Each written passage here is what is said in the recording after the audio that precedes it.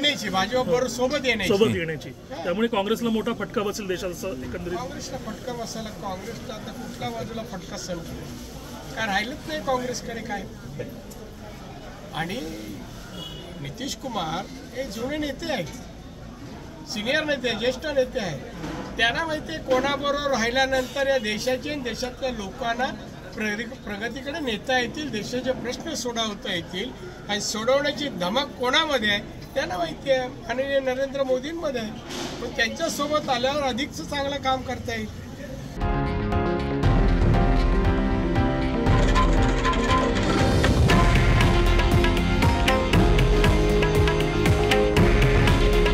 हे आहे देशातील नंबर 1 न्यूज नेटवर्क आणि आपण पाहत आहात TV9 मराठी. काळजी तुमची, हित महाराष्ट्राचं.